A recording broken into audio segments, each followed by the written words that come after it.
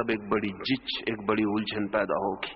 अगर मैं आपको नदी के किनारे ले जाऊं और कहूं कि मैं आपको तैरना सिखाता हूं, तो आप कहेंगे मैं तब तक पानी में ना उतरूंगा जब तक मैं तैरना ना सीख लूं।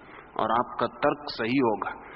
सभी सही दिखाई पड़ने वाले तर्क जरूरी रूप से सत्य के निकट ले जाने वाले नहीं होते।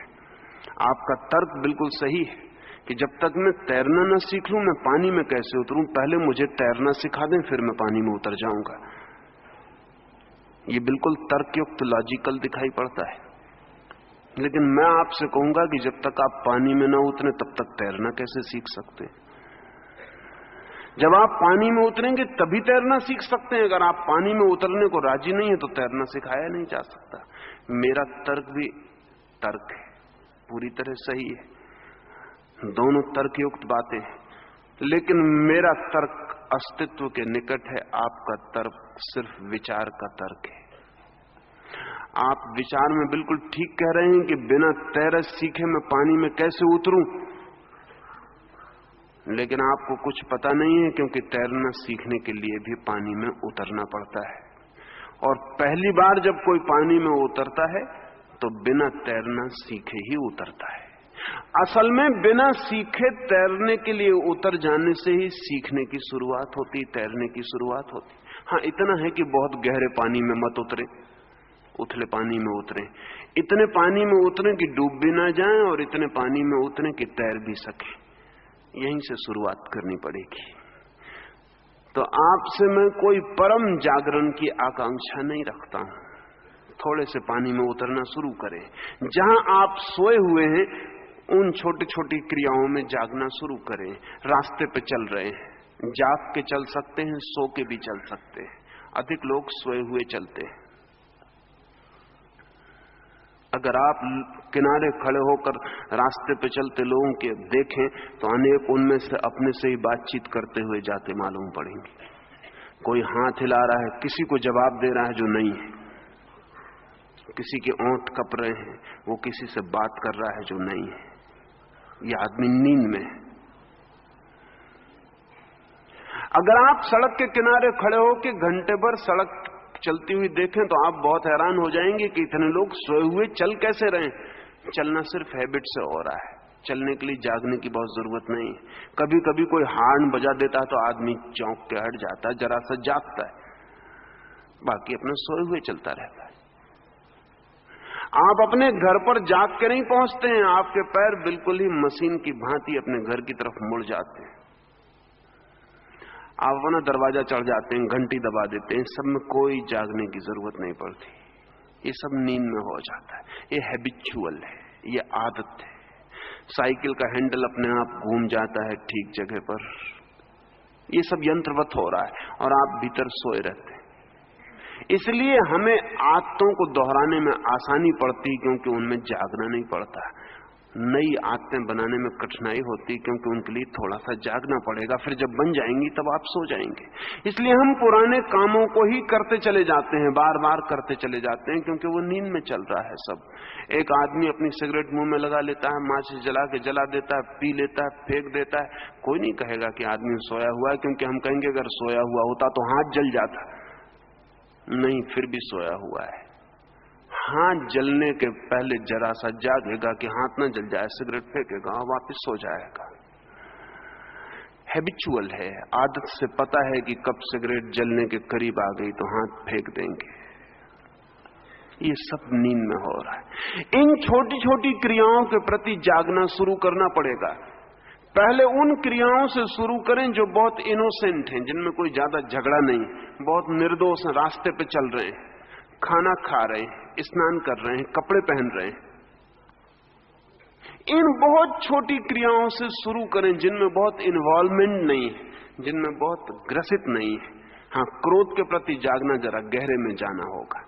ये उथले में है, अभी कपड़ा पहन रहे हैं, जागे हुए पहने बहुत हैरान हो जाएंगे, जागे हुए जूते पहने बहुत हैरान हो जाएंगे।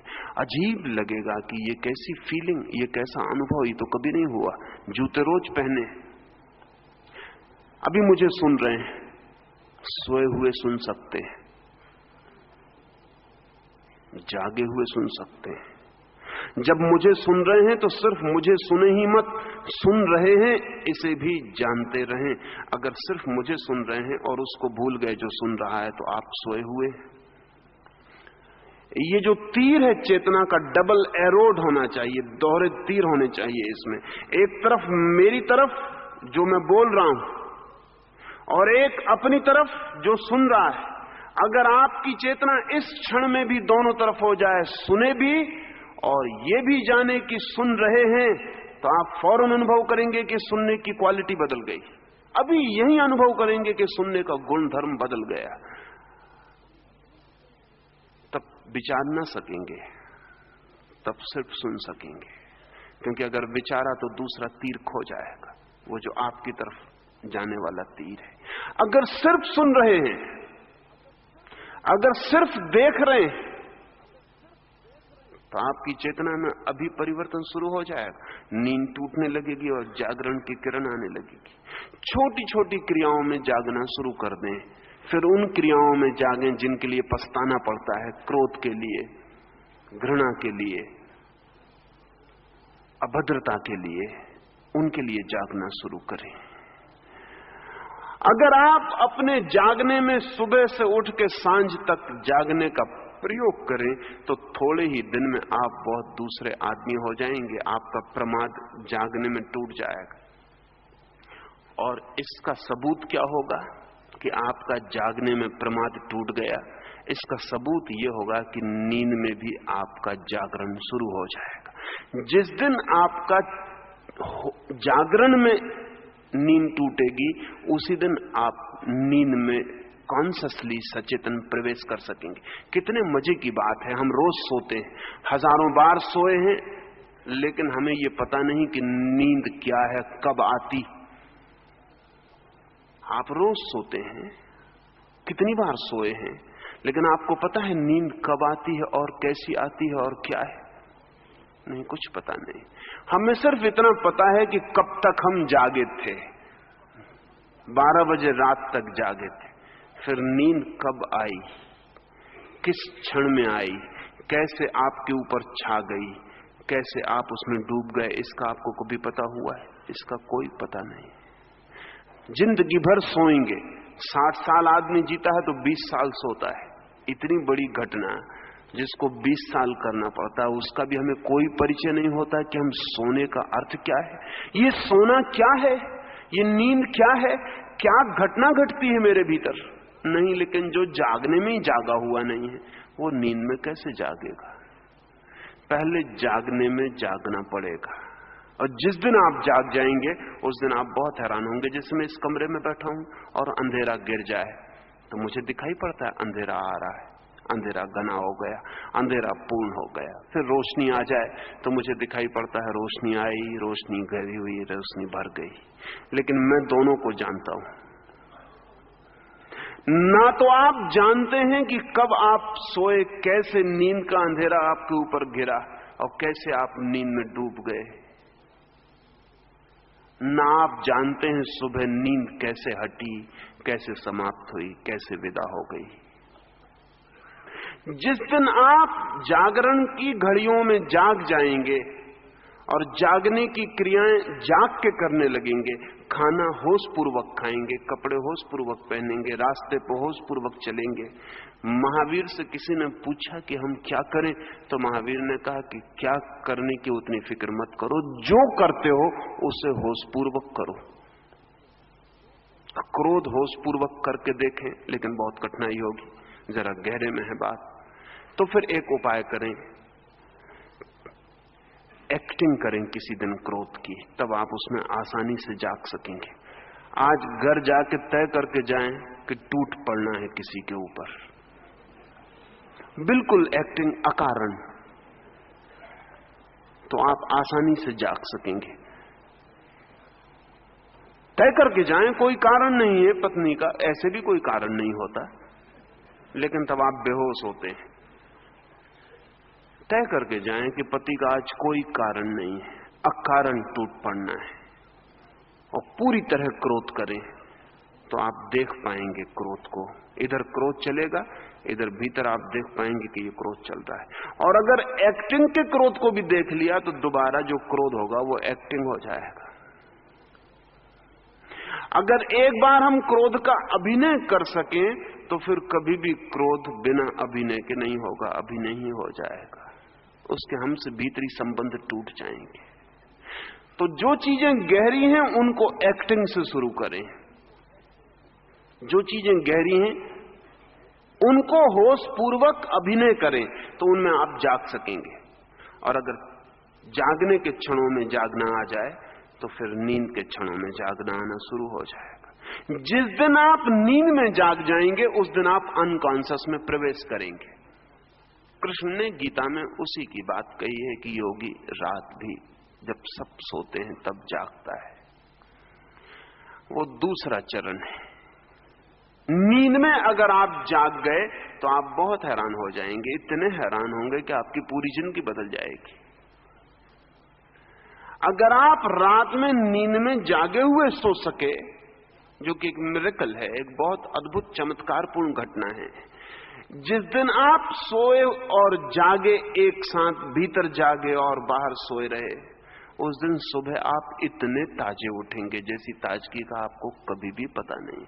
उस ताजगी का शरीर से कोई संबंध नहीं, उस ताजगी का बहुत गहरे में आत्मा से संबंध हो जाता है। जिस दिन आप जागे हुए सो सकेंगे उस दिन आपके स्वप्न तिरोहित होने लगेंगे, क्योंकि आप स्वप्नों के प्रति जाग जाएंगे। ऐसा नहीं कि बाद में पता चलेगा कि मुझे स्वप्न आया। जब स्वप्न आ रहा है तभी आप जानेंगे कि स्वप्न आ रहा है। जैसा मैंने आपसे कहा कि चेतन मन की क्रियाओं के प्रति जागें तो अचेतन मन में प्रवेश हो जाएगा, फिर अचेतन मन की क्रियाओं के प्रति जागें तो समष्टि अचेतन, कलेक्टिव अनकॉन्शियस में प्रवेश हो जाएगा।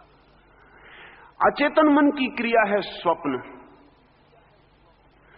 स्वप्न के प्रति जब जागेंगे तो आप अचानक पाएंगे कि एक दरवाजा नीचे और खुल गया। वो कलेक्टिव अनकॉन्शियस का दरवाजा है। वो मेरा अचेतन नहीं है, हम सबका अचेतन है। उस समष्टिगत अचेतन की अपनी क्रियाएं हैं जिनको धर्मों ने बड़ा महत्व दिया है, बड़े अनुभव हैं। उस अचेतन मन के बड़े गहरे अनुभव हैं जिनको जुंग ने आर्कटाइप कहा है, जिसको उसने कहा धर्म प्रतीक। उस गहरे अचेतन में, कहें समष्टि अचेतन में ही दुनिया की सारी माइथोलॉजी पैदा हुई।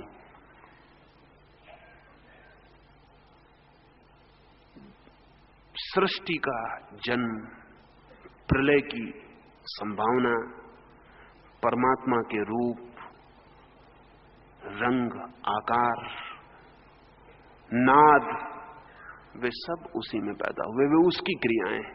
तो जो व्यक्ति स्वप्न में जाग जाएगा वो समष्टिगत अचेतन में प्रवेश करेगा। और समष्टिगत अचेतन की अपनी क्रियाएं हैं जिनको लोग धार्मिक अनुभव कहते हैं। वे भी धार्मिक अनुभव नहीं है, वे भी मानसिक अनुभव हैं समष्टिगत अचेतन के। रंगों के विस्तार, प्रकाशों का उद्भव,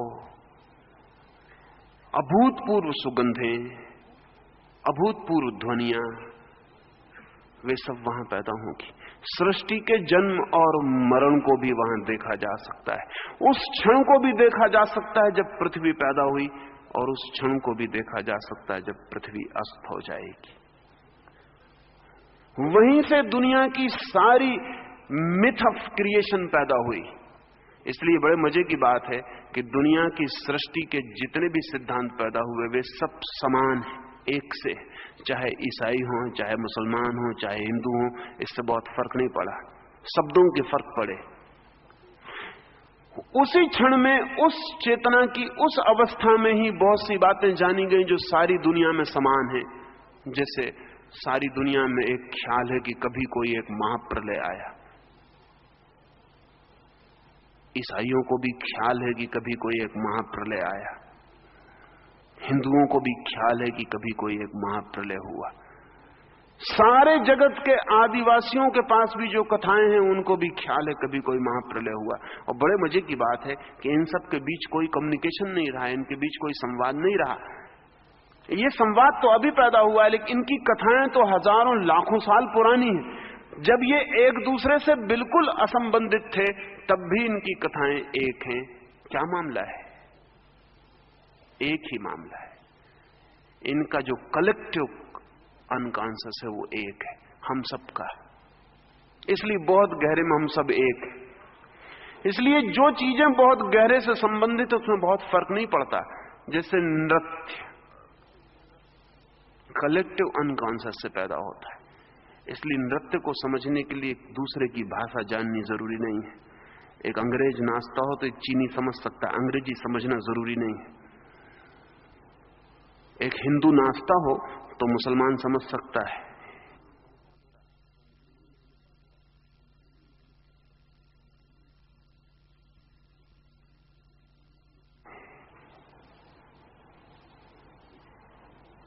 चित्र, पेंटिंग के लिए कोई जरूरत नहीं है किसी की भाषा समझने की। पिकासो की पेंटिंग जो आदमी फ्रेंच नहीं जानता वो समझ सकता है, कोई जरूरत नहीं है, क्योंकि ये सब के सब हमारे कलेक्टिव अनकॉन्शियस से पैदा होने वाली चीजें हैं। ये हम सब जानते ही हैं। इसके लिए एक दूसरे की भाषा, एक दूसरे की सभ्यता, एक दूसरे की संस्कृति, एक दूसरे के सिद्धांतों से परिचित होने की कोई जरूरत नहीं। इसलिए दुनिया के सारे धर्मों के जो प्रतीक हैं वो सब समान हैं। कई बार तो इतनी हैरानी की समानता है कि कहना मुश्किल है। जैसे ओम की ध्वनि है, वो कलेक्टिव अनकॉन्शियस से पैदा होती, इसलिए ओम की ध्वनि सारी दुनिया के धर्मों में है। थोड़े बहुत हेर फेर हैं, वो समझने के हेर फेर है। हिंदू ने उसे पकड़ा है ओम की तरह। यह हमारी पकड़ने की बात, क्योंकि पकड़ेगा तो हमारा चेतन मन, तो हमने ओम की तरह पकड़ा है। यहूदियों ने, ईसाइयों ने ओमीन की तरह पकड़ा है। वो ओम का ही उनका रूपांतरण है। इसलिए आज भी प्रार्थना के बाद वो कहेंगे अमीन। वो ओमीन, ओम, ओमीन उससे निर्मित हुआ है। अंग्रेजी के शब्द हैं ओमनी साइंट, ओमनी प्रेजेंट, वो सब ओम से बने हुए, लेकिन वो निकले हैं बहुत गहरे से। वो संस्कृत से नहीं गए, जैसा कि संस्कृत के ज्ञाताओं को ख्याल होता है कि दुनिया की सारी भाषाएं संस्कृत से पैदा हो गई। ऐसा नहीं है। दुनिया की भाषाओं में जो समानता है वो कलेक्टिव अनकॉन्शियस की समानता है। दुनिया की भाषाएं किसी एक भाषा से पैदा नहीं हो गई।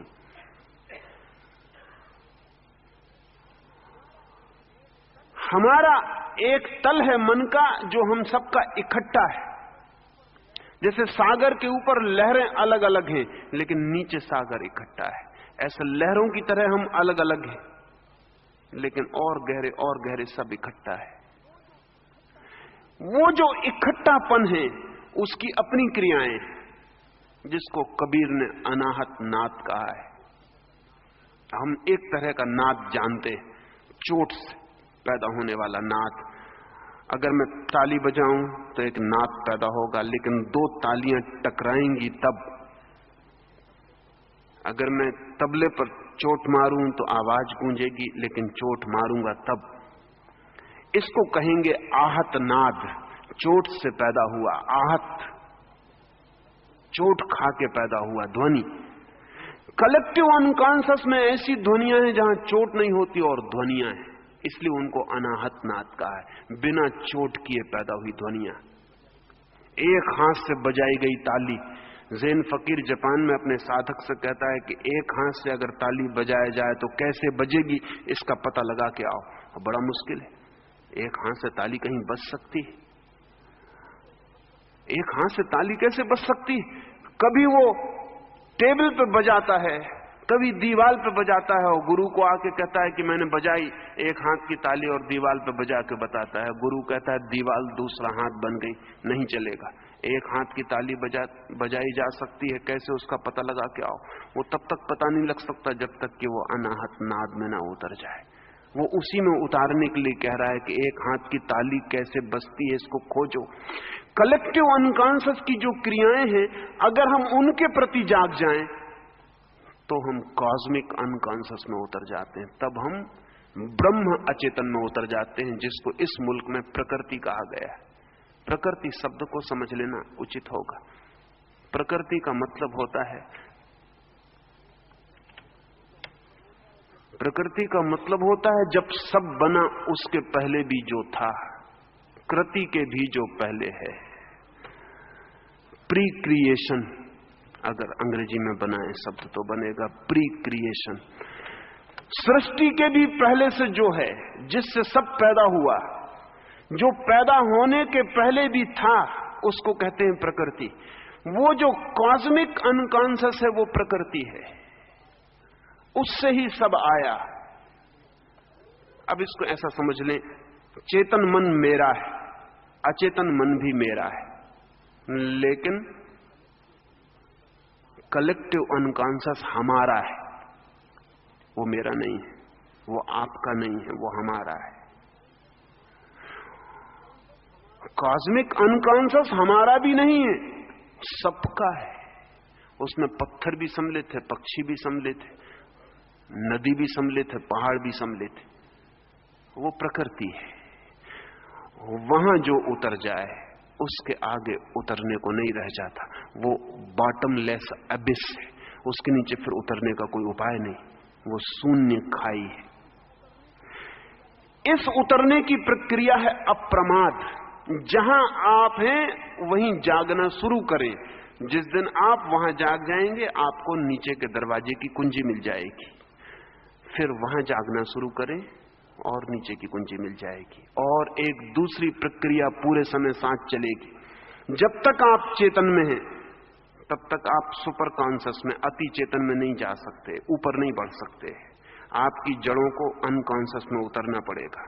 जिस दिन आपकी जड़ें अचेतन में उतर जाएंगी, उसी दिन आपकी शाखाएं सुपर कॉन्शियस में फैल जाएंगी, ऊपर उठ जाएंगी। फ्रायड और जुंग सुपर कॉन्शियस पे नहीं पहुंच पाते क्योंकि वे अनुमान कर रहे हैं, इसलिए वे अनकॉन्शियस, कलेक्टिव अनकॉन्शियस, इनकी तो बात करते हैं नीचे की, ऊपर की उनके पास कोई कल्पना नहीं है। लेकिन ये जगत सदा एक संतुलन है। यहां जितने नीचे जाने का उपाय है उतना ही ऊपर जाने का उपाय है। असल में नीचे का अस्तित्व भी नहीं हो सकता अगर ऊपर का अस्तित्व ना हो। ऊपर का और नीचे का अस्तित्व एक साथ ही हो सकता है। अगर बायां ना हो तो दायां नहीं हो सकता, कि हो सकता है? अगर दायां है तो बाएं का अस्तित्व जरूर होगा, चाहे पता हो चाहे ना हो। क्या नीचे का अस्तित्व हो सकता है ऊपर के बिना? फिर उसे नीचे कैसे कहिएगा? नीचे का कोई अस्तित्व नहीं हो सकता ऊपर के बिना। क्या दुख का अस्तित्व हो सकता है सुख के बिना? फिर उसे दुख कैसे कहिएगा? दुख का कोई अस्तित्व नहीं हो सकता सुख के बिना। जिंदगी सदा ही दोहरी है, जितना नीचे है उतना ऊपर है, जो जो नीचे है वही वही ऊपर भी है। फर्क इतना ही है कि नीचे अंडरग्राउंड है, अंधेरे में है, ऊपर खुले आकाश में सूरज की रोशनी में है। जितने नीचे उतरेंगे उतना अंधेरा बढ़ता जाएगा, और जो कॉस्मिक अनकॉन्शियस प्रकृति है वो पूर्ण अंधकार है, विराट अंधकार है, अंधकार ही अंधकार है। जितने ऊपर बढ़िएगा उतना प्रकाश बढ़ता जाएगा, और वो जो कॉस्मिक कॉन्शियस है ब्रह्म, वो पूर्ण प्रकाश है, प्रकाश ही प्रकाश है। लेकिन ऊपर जाने का रास्ता नीचे होके जाता है। The peak is to be achieved via the abyss. वो जो नीचे खाई है उसके द्वारा चोटी पर पहुंचा जाता है। यही सबसे बड़ी साधना की कठिनाई है। ये समझना सबसे ज्यादा कठिन हो जाता है कि ऊपर जाने के लिए नीचे जाना पड़ेगा। हम सोचते हैं सीधे ऊपर चले जाएं, लेकिन सीधे हम ऊपर नहीं जा सकते। अगर हम सीधे ऊपर जाएंगे तो स्पेकुलेशन शुरू हो जाएगा, फिर हम ऊपर का दर्शन बना लेंगे, super conscious, collective conscious, cosmic conscious. इसके हम सिद्धांत बना सकते हैं, लेकिन ये सिद्धांत सिर्फ सिद्धांत होंगे, वैचारिक। जो सीधा ऊपर जाएगा वो फिलसफी में चला जाएगा, दर्शन में चला जाएगा, धर्म में नहीं जा सकेगा। जिसे धर्म के अनुभव में जाना है उसे पहले नीचे उतरना पड़ेगा। ये बड़े मजे की बात है। जिसे संत होना हो उसे बहुत गहरे अर्थों में पापी होना पड़ता है, और जो व्यक्ति गहरे अर्थों में पापी होने से बच गया वो गहरे अर्थों में संत नहीं हो सकता। ये लगती बहुत अजीब सी बात है, लेकिन ऐसा ही है, ये तथ्य है, इससे कोई उपाय नहीं। इसलिए अक्सर ऐसा हो जाता है कि बड़े पापी एकदम से बड़े संत हो जाते हैं और छोटे पापी छोटे ही पापी बने रहते हैं, क्योंकि जो भी जगत में ट्रांसफॉर्मेशन है, रूपांतरण है, वो सदा गहराइयों से आते हैं। नीचे उतरना जरूरी है ऊपर जाने के लिए। नीचे का एक वचन आपसे कहूं, नीचे ने कहा है कि जिस वृक्ष को आकाश छूना हो उस वृक्ष को अपनी जड़ें पाताल तक पहुंचाने की हिम्मत जुटानी पड़ती है। बहुत घबराने वाली बात है नीचे उतरना, क्योंकि वहां अंधकार है। जब आप चेतन से अचेतन में उतरेंगे तो बहुत अंधकार में उतर जाएंगे, लेकिन जितने अंधकार में उतरने की आप हिम्मत जुटाते हैं उतने प्रकाश के अधिकारी और पात्र हो जाते हैं। पात्रता आती है अंधेरे में उतरने से, साहस आता है अंधेरे में उतरने से, योग्यता आती है अंधेरे में उतरने से। इसलिए ऊपर की फिक्र छोड़ दें, नीचे की फिक्र करें और एक एक कदम पर प्रमाद को तोड़ते चले जाएं। कहां से शुरू करेंगे? शुरू सदा वहीं से करना पड़ता है जहां आप हैं। आप जिस मंजिल में, उस मंजिल का नाम चेतन। उस चेतन मंजिल की क्रियाओं को आप प्रमाद छोड़कर करना शुरू कर दें। बुद्ध के पास आनंद वर्षों तक रहा। एक दिन उसने पूछा कि बड़ी मुसीबत मालूम पड़ती है, कभी कभी रात मुझे नींद नहीं आती तो मैं आपको देखता रहता हूं। आप जिस करवट सोते हैं उसी करवट सोए रहते हैं, हाथ भी नहीं हिलाते, पैर भी नहीं बदलते, जिस आसन में, जिस व्यवस्था में सांझ सिर रखते हैं वैसा ही रात भर रखे रहते हैं। हैरानी होती है, मुझे तो बहुत करवट बदलनी पड़ती, मुझे तो बहुत हाथ पैर हिलाना पड़ता है। बुद्ध ने कहा, तुझे पता रहता है कि तू हाथ पैर हिला रहा, करवट बदल रहा? हाँ, उन्होंने कहा कुछ पता नहीं रहता, सुबह पता चलता है कि जैसा सोया था वैसा नहीं सोया हूं, सिर कहीं था कहीं पहुंच गया। नींद में कैसे पता चल सकता है? बुद्ध ने कहा, मैं जानता हुआ सोता हूं, मैं जानता हुआ ही सोया रहता हूं। जहां हाथ रखा था वहीं हाथ रहता है जब तक मैं ना हटाऊं। हाथ अपने से हट जाए तो मेरी मालकियत गई, फिर मैं मालिक ना रहा। तो आनंद ने कहा, क्या आप रात में भी जागे हुए सोते हैं? बुद्ध ने कहा कि निश्चित ही, चूंकि मैं दिन में जागा हुआ जागता हूं इसलिए रात में जागा हुआ सोने का अधिकारी हो गया। जब तक आप दिन में सोए हुए जागेंगे तब तक तो संभावना नहीं है कि आप जागे हुए सो सके। जब जागने में सोए रहते हैं तब सोने में तो सोए ही रहेंगे। जागने में जागना शुरू करना पड़ेगा, वहीं से प्रमाद तोड़े। महावीर अपने भिक्षुओं को निरंतर कहते थे, विवेक से उठो, विवेक से चलो, विवेक से बैठो। इसका मतलब क्या था? शायद अनेक उनके साधु यही समझते हैं कि विवेक से उठने का मतलब, विवेक से बैठने का मतलब जो महावीर के साधुओं ने समझा है वो महावीर का ख्याल नहीं है। महावीर के साधु समझते हैं विवेक से चलो, इसका मतलब है कि किसी की बिछाए हुए बिस्तर पे पैर मत रखना, किसी के बिछाए हुए गलीचे पे मत चलना, सूखी जमीन में चलना, गीली जमीन में मत चलना। विवेक से खाओ तो साधु महावीर का हजारों साल से समझ रहा है कि ये खाना और ये मत खाना। विवेक का मतलब लोगों ने समझा है डिस्क्रिमिनेशन, विवेक का ये मतलब नहीं है महावीर का। महावीर का विवेक से मतलब है होश, महावीर का विवेक से मतलब है अवेयरनेस, डिस्क्रिमिनेशन नहीं। क्योंकि जहां अवेयरनेस है वहां तो डिस्क्रिमिनेशन अपने आप आ जाता है छाया की तरह, लेकिन जहां डिस्क्रिमिनेशन है वहां अवेयरनेस नहीं आने की जरूरत है, कोई जरूरत नहीं। महावीर कहते हैं विवेक से चलो, उसका मतलब है जानते हुए चलो, होश से चलो कि तुम चल रहे हो। अब इस होश में ये सब आ जाएगा, जो गलत है वो नहीं होगा, क्योंकि होश पूर्वक किसी ने कभी कोई गलत काम नहीं किया, कर नहीं सकता। होश पूर्वक जो भी किया जाता है वो सदा ठीक है। होश पूर्वक पुण्य ही किया जा सकता है, होश पूर्वक पाप नहीं किया जा सकता।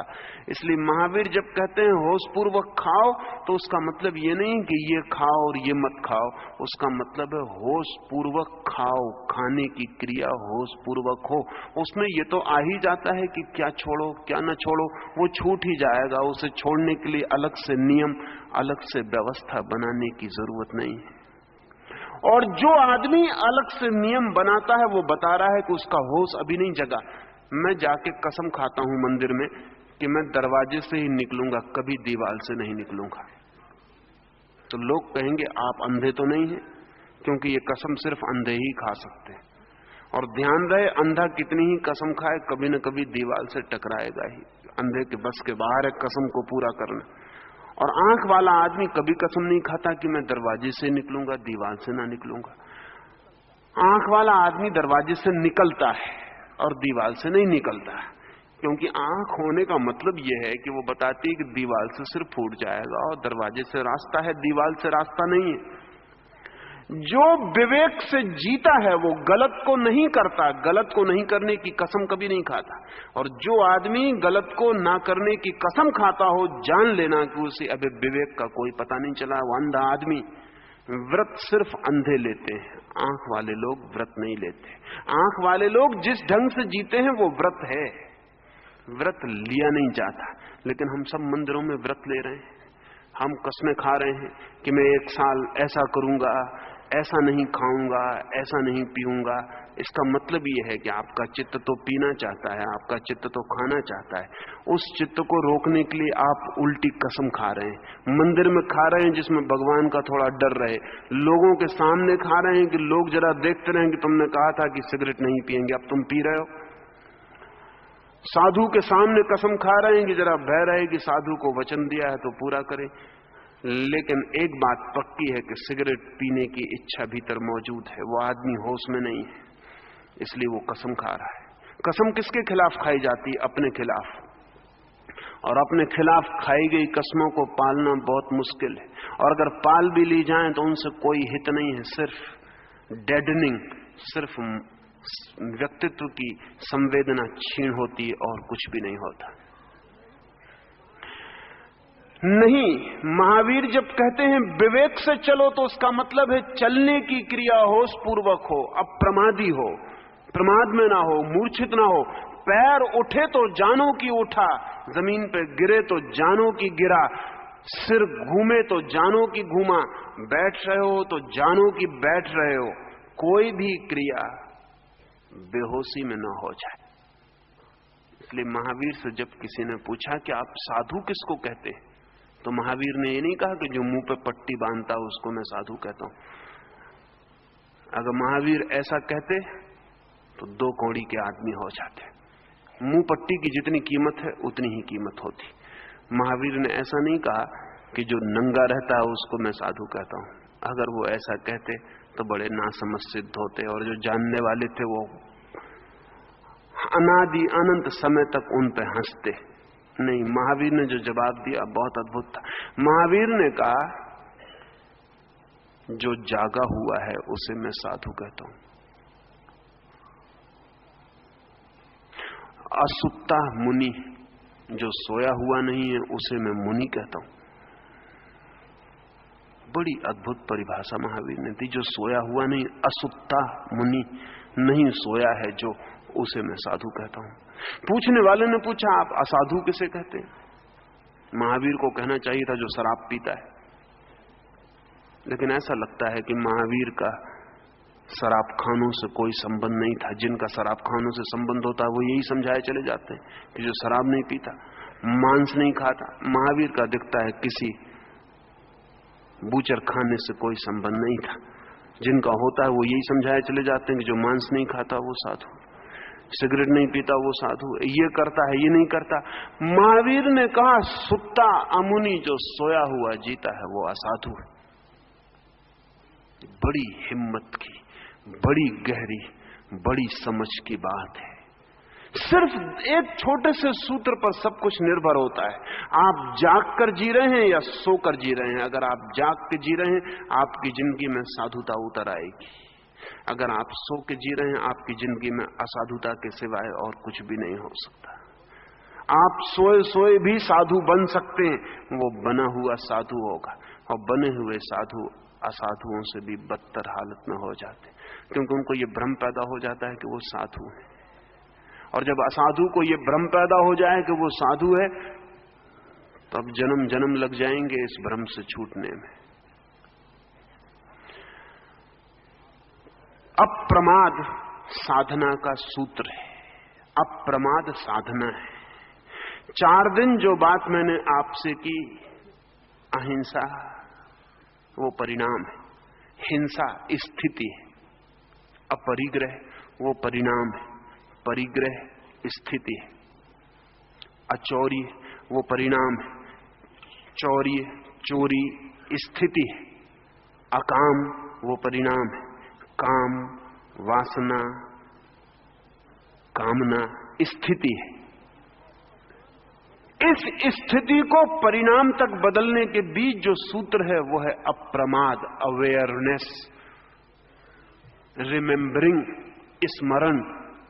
प्रत्येक क्रिया स्मरण पूर्वक हो और प्रत्येक क्रिया होश पूर्वक हो, और एक भी क्रिया ऐसी ना हो जो कि बेहोशी में हो रही, तो बस आपकी धर्म यात्रा शुरू हो जाती, आप नीचे उतरने लगेंगे। और सूत्र वही रहेगा, जब नीचे के दूसरे खंड में पहुंचेंगे तब उसकी क्रियाओं के प्रति फिर अप्रमाद, जब उसकी पूरी क्रियाओं के प्रति जाग जाएंगे तो और नीचे पहुंचेंगे उसके प्रति अप्रमाद, और जितने नीचे पहुंचेंगे उतने ऊपर पहुंचते चले जाएंगे। जिस दिन कोई अपने पाताल की आखिरी परत को छू लेता है, उसी दिन अपनी आत्मा की आखिरी अमृत की परत उसे उपलब्ध हो जाती है। जाएं पाताल में ताकि पहुंच सके मोक्ष में, उतरें गहरे ताकि छू सकें ऊंचाई को, छुएं नरक को ताकि उपलब्ध हो सके स्वर्ग। जाएं अंधकार में गहरे और गहरे ताकि प्रकाश को पाने की पात्रता मिल सके। अप्रमाद से और अप्रमाद के अतिरिक्त और किसी बात से नहीं ये संभव होता है। दुनिया में चाहे कहीं भी कुछ कहा गया हो, चाहे जीसस ने कुछ कहा हो, चाहे बुद्ध ने, चाहे महावीर ने, चाहे कृष्ण ने, वो सभी का सब अप्रमाद जैसे छोटे से शब्द में समा जाता है। कृष्ण कहते हैं नींद में भी जागो, जीसस कहते हैं जागे रहो क्योंकि पता नहीं वो कब आ जाए। ऐसा ना हो कि तुम सोए रहो और वो आए परमात्मा और तुम्हें सोया पाए और लौट जाए। जागो और प्रतीक्षा करो, be aware and awaiting. Jesus की सारी बातचीत इसी सूत्र पर घूमती है कि जागो और प्रतीक्षा करो, और महावीर का पूरी जिंदगी का प्रवचन एक ही बात को बार बार दोहराता है, होश पूर्वक, विवेक पूर्वक, अप्रमाद से जियो, मूर्छा नहीं। 2-3 सूत्र और अपनी बात में पूरी करूं। पहला सूत्र, ठीक से समझ लेना कि आप सोए हुए हैं। समझाने की कोशिश मत करना अपने को कि मैं सोया हुआ नहीं हूं। जस्टिफाई मत करना अपने को कि मैं सोया हुआ नहीं हूं। मन कहेगा कि मैं और सोया हुआ, दूसरे सोए हुए होंगे, मैं जागा हुआ आदमी हूं। मैं और सोया हुआ, शास्त्र पढ़ता हूं, सोए हुए कैसे पढ़ सकता हूं? आत्मा परमात्मा है ऐसा जानता हूं, सोए हुए कैसे जान सकता हूं? नहीं, मैं सोया हुआ नहीं, दूसरे सोए हुए। सोया हुआ आदमी सदा दूसरों को सोया हुआ टाल के अपने को जागा हुआ मान लेता है।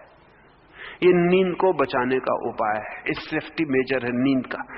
और नींद के अपने उपाय हैं बचने के। ध्यान रखना, नींद टूटने से बचना चाहती है। नींद सब तरह का इंतजाम करती है कि टूट ना जाए। अगर आप रात भूखे सो गए हैं तो नींद अपने को बचाने के लिए भोजन देती है आपको सपने में। अगर सपने में भोजन न मिले तो नींद टूट जाएगी, तो नींद इंतजाम करती है कि भोजन ले लो, झूठा सही, क्योंकि नींद झूठी चीजें दे सकती है, नींद सच्ची चीजें नहीं दे सकती। भूखे आदमी को सपने में निमंत्रण दिलवा देती नींद के सम्राट के घर आज भोज है और आपको निमंत्रण मिला है। और जो उस आदमी ने जिंदगी में कभी नहीं खाया वो नींद उसके सामने रख देती। ये नींद अपने को बचा रही है। आपको पेशाब लगी है नींद में, तो नींद कहेगी कि बाथरूम में चले जाओ, नींद में ही चले जाओ, उठने में नींद टूट जाएगी। आपने अलार्म भरा है 4 बजे उठने का, अलार्म की घंटी बजती, नींद कहती है घंटी नहीं, मंदिर का घंटा बज रहा, आराम से सो रहा।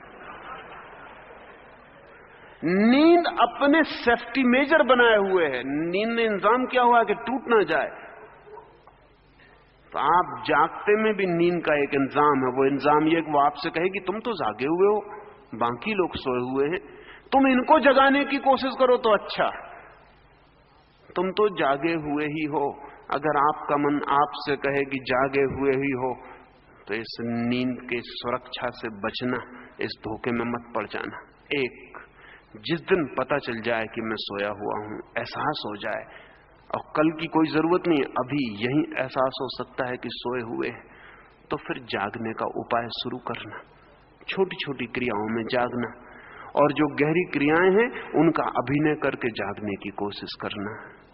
अगर संकल्प पूर्वक नींद की तरकीबों से बचते हुए जागने की प्रयास किया जाए, तो जो महावीर को संभव हुआ, जो बुद्ध को संभव हुआ, वो आपको भी संभव हो सकता है। पोटेंशियली बीज रूप से आपकी वही संभावना है जो किसी की भी है। आप भी वही हो सकते हैं जो जगत में कोई भी कभी हुआ है। तो जागने की कोशिश करना, और जागने की कोशिश जब गहरी हो जाए तो रुक मत जाना, अन्यथा दूसरे चरण पर नींद पकड़ लेगी, दूसरे मंजिल में रह जाएंगे। फिर वहां जागने की कोशिश करना। लंबी है ये यात्रा, असंभव नहीं। कठिन है ये यात्रा, असंभव नहीं। जो करता है वो कर ही पाता है। और नीचे नीचे उतरते जाना, ऊपर की फिक्र छोड़ देना, ऊपर के फल अपने से आने लगेंगे। जितने आप नीचे उतरेंगे उतने ऊपर फूल खिलने लगेंगे, उनकी सुगंध, उनका प्रकाश, उसका आनंद झरने लगेगा। जैसे जैसे नीचे जाएंगे वैसे वैसे ऊपर जाने लगेंगे। और जिस दिन कोई व्यक्ति अपनी गहराई से गहराई को छू लेता है, द अल्टीमेट डेप्थ, जिस दिन परम गहराई को छू लेता है उसी दिन परम ऊंचाई को छू लेता है। और जिस दिन दोनों छू लेता है उस दिन गहराई और ऊंचाई एक हो जाती हैं, दो नहीं रह जाती। उस दिन सब एक हो जाता है।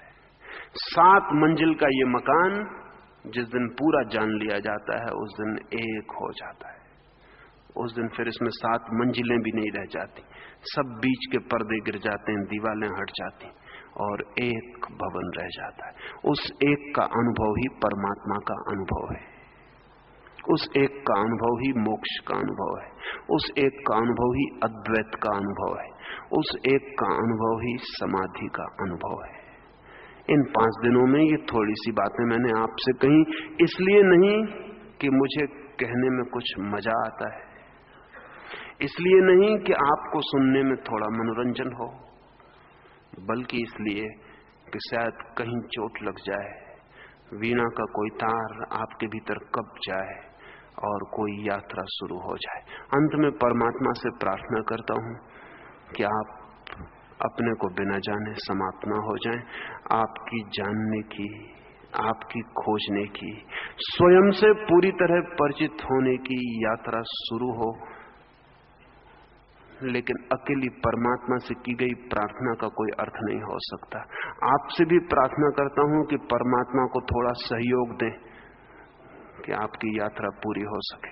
मेरी बातों को इतनी शांति और प्रेम से सुना, उससे बहुत अनुग्रहित हूं। और अंत में सबके भीतर बैठे प्रभु को प्रणाम करता हूं। मेरे प्रणाम स्वीकार करें।